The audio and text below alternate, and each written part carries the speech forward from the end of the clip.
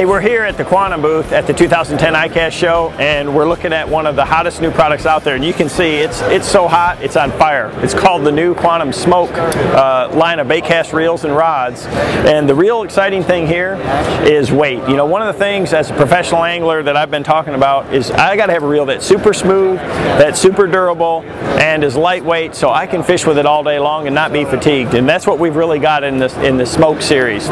We've got two reels, a 100 series and a 150 series. The 100 series weighs 6.2 ounces. The 150 series is 6.8 ounces. When you match it with one of the new Smoke rods, you're looking at, depending on the length and action of the rod, less than, right at around 8 to 9 ounces for the whole outfit. I mean, it's extremely light, very sensitive, just an unbelievable setup. They come in 6 different gear ratios, depending on if the 100 series or the 150 series. They have 8 ball bearings.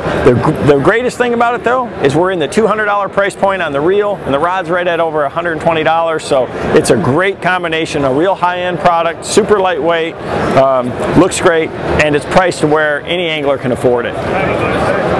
Kevin Van Dam here, and we're at the Quantum booth at the 2010 ICAST show, and I want to show you my new KVD Tour rods. Now, these rods are the rods I've been fishing with for the last couple of years. We started the series with a series of composite, e-glass, and graphite crankbait rods. We have 6 of those rods in the series, from 6.5 foot all the way up to 7 foot 10 inches, and they're designed to be crankbait rods. I mean, from everything from throwing shallow crankbaits to big deep diving plugs, and they've really changed the way that we fish crankbaits and the way a lot of the other manufacturers are building their rods. It's very lightweight, but with that composite material, it gives you the best of both worlds. You get the slow action of graphite, but you get the sensitivity, of the graphite mixed with that e-glass. So it's a tremendous rod for crankbaits. We've added 6 high modulus graphite rods to the KVD Tour series also, and we've got 3 bait casters, a 6.6, a 6.10, and a 7.2. All of those are really geared towards spinner baits, or that's what we're calling them. I use them for a lot of other things beyond that. They're all fast tip, fast tapering action tip rods, and give you great cast control for accuracy around cover, and a lot of power if you're throwing some bigger baits with the 7.2. I also have 3 spinning rods in the line, a 7 foot medium, a 7 foot medium heavy, and a 7.4 medium.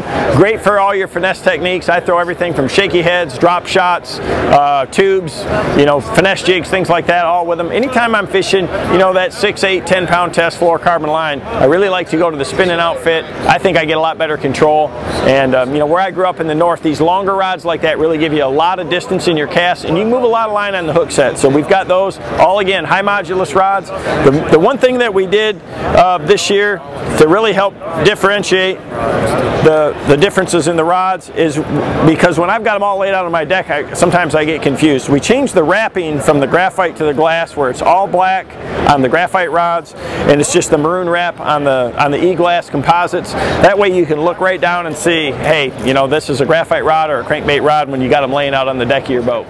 This is a reel that I'm really proud of. It's the KVD Tour Series baitcast reel from Quantum. It's a reel that I helped them develop this past year. It's what I fish with every single day. It's been very successful for us. It comes in a 5:3 to 1 gear ratio, which is what I like to use for crankbaits, a 6:6 to 1, which is kind of my all-around power type speed reel, spinner baits, top waters, things like that, and then the 7:3 to 1 burner, which brings in 34 inches of line per turn. So anytime you want to really move a lot of line, burning a spinner bait or flipping and pitching, things like that, the 7:3 to 1 is the deal. What we did for this year though is we came out with a left-handed version. I have always fished the right-handed version, but a lot of people like a left-hand version. This is great for flipping and pitching. If you're right-handed, you keep your hand on the rod and you just can move that line, especially that 7:3 to 1 gear ratio. Man, you can just move a lot of line. So now we got it in both right and left-handed.